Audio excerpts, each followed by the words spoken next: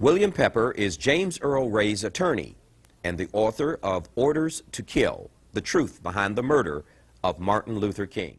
On April 4th, 1968, Martin Luther King stepped out onto the Lorraine Motel balcony in Memphis, Tennessee, and precisely at 6:01 p.m. was killed by one shot through his jaw and neck from an assassin's gun. King died, but the belief in a conspiracy of official cover-up was born. Subsequently, the conspiracy theorists, including King's own family, have embraced the innocence of James Earl Ray, who they believe is a patsy for a cabal of conspirators. In Orders to Kill, a book by William Pepper, the masterminds of this conspiracy are identified as a, quote, cabal of government leaders and organized crime figures, end of quote. Pepper also resurrects Ray's mysterious Raoul, who could be forced to come forward if a new trial is ordered. The existence of a conspiracy and the existence of Raoul are debunked as imaginary by the mainstream press that believes conspiracy theorists only succeed in persuading those who are already convinced.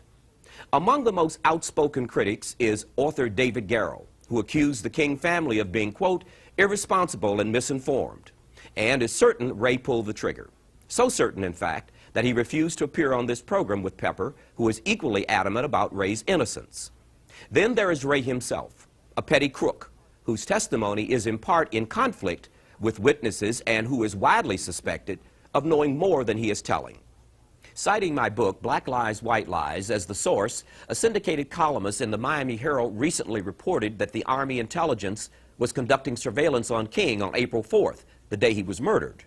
The author dismissed that fact as irrelevant and said that watching and killing King are worlds apart. He's absolutely correct if you're being shadowed by the Boy Scouts. But as I explained in my book, King's surveillance team was composed of members of the 20th Special Forces Group, a unit of 12 Green Berets that was notorious for being the dumping ground of, quote, crazy guys, end quote, from Vietnam Special Forces, who had worked in murky clandestine operations with the CIA and similar groups such as the Special Operations Group. I also reported that the day before he was killed, King was monitored by Army agents from the 111th Military Intelligence Group from a sedan filled with electronic equipment. My source was Stephen Tompkins, a former reporter for the Memphis Commercial Appeal. I'm Tony Brown. I don't know who killed Dr. Martin Luther King or what it all means, but I'll be back in a minute with William Pepper and the Martin Luther King Conspiracy, Part 1, to sort it out.